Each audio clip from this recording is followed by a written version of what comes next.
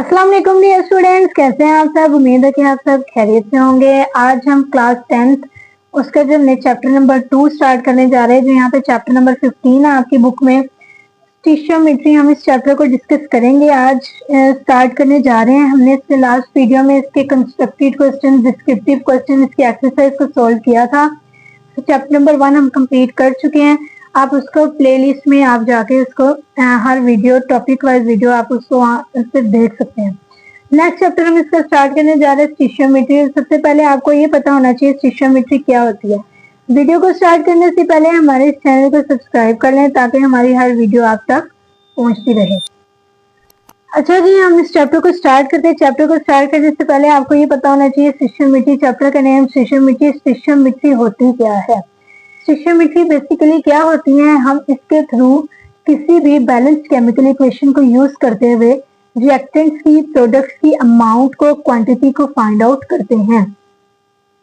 For example हमारे पास ये equation है A प्लस B, ये हमारे पास रिएक्टेंट है, और C प्लस D ये हमारे पास प्रोडक्ट है।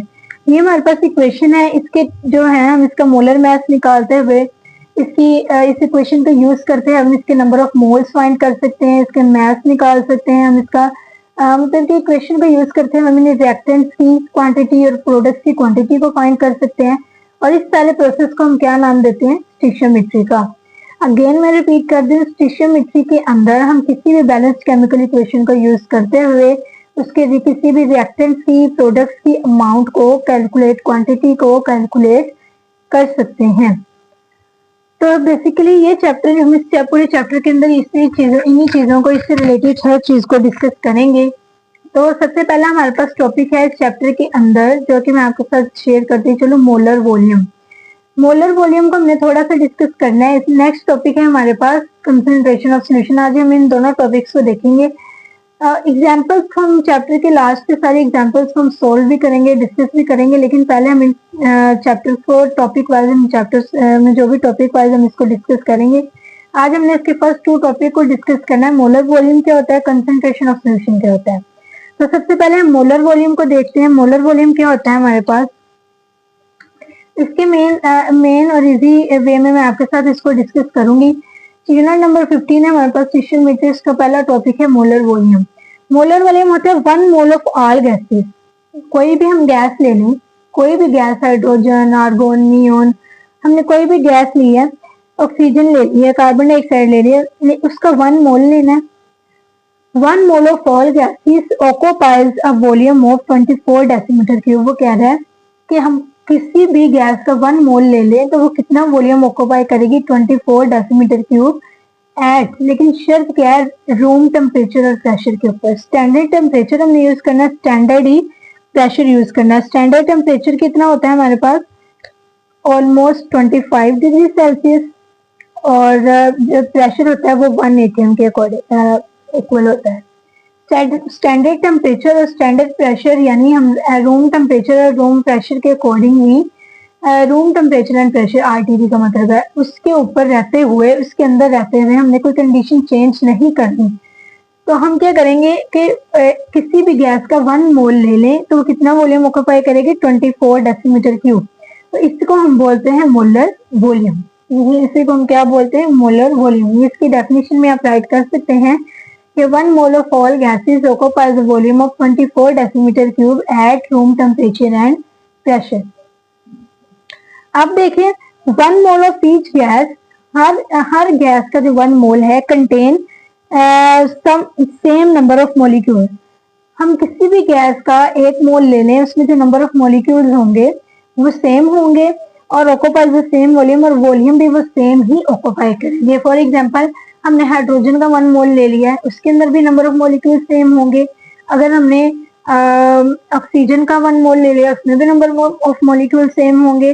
किसी भी गैस का हमने 1 मोल लिया, उसमें जो नंबर ऑफ मॉलिक्यूल्स होंगे वो सेम होंगे हमारे पास, इसीलिए वो वॉल्यूम भी क्या करेगा, ऑक्यूपाई सेम करेगा।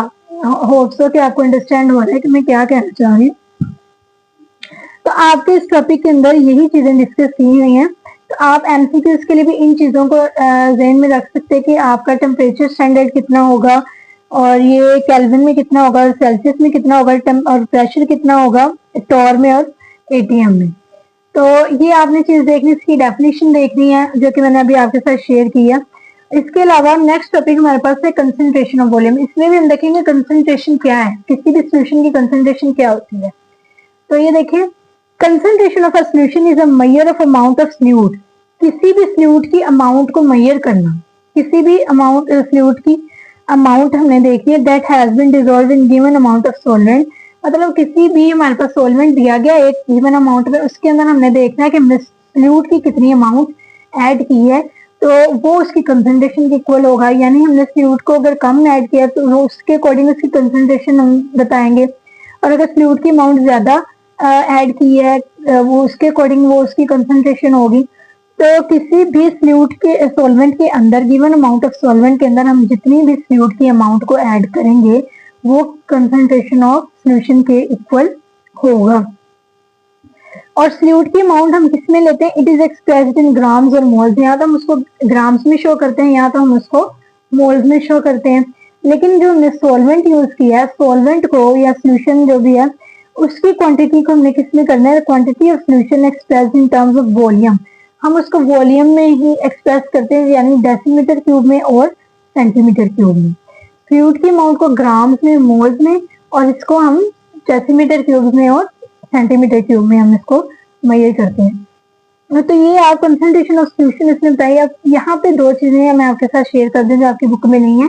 तो यहाँ पे हम देखें कि हमें एक सोल्यूशन होता है डाइल्यूट, एक सोल्यूशन क्या होता है डाइल्यूट, एक सोल्यूशन क्या होता है कंसंट्रेटेड, एक सोल्यूशन क्या होता है कंसंट्रेटेड। अब डाइल्यूट सोल्यूशन वो होता है जिसमें हमने फ्लूइड की अमाउंट कम ऐड की हो। डाइल्यूट को हम पतला भी बोल सकते हैं, पतला। तो हमने जिसमें ऐसा सोल्यूशन जिसमें फ्लूइड की अमाउंट कम ऐड की है सॉल्वेंट के अंदर वो डाइल्यूट सोल्यूशन होगा, यानी पतला होगा, यानी उसमें फ्लूइड की कंसंट्रेशन कम है। इसी तरह से हमने किसी भी सॉल्वेंट के अंदर अगर फ्लूइड की कंसंट्रेशन ज्यादा ऐड की है तो वो कंसंट्रेटेड होगा, यानी गाढ़ा होगा। तो इसका मतलब है कि इसमें फ्लूइड की अमाउंट ज्यादा ऐड की है। तो ये दो चीजें होती हैं जो इसको आपको मतलब कि अंडरस्टैंड करने में इजी होगा। तो ये उम्मीद है कि आपको इधर तक समझ आ गई होगी। नेक्स्ट उसने यूनिट्स का जिक्र किया है, units for mass volume concentration. ये मास हम फ्लूइड को कह रहे हैं, वॉल्यूम हम सॉल्वेंट को कह रहे हैं।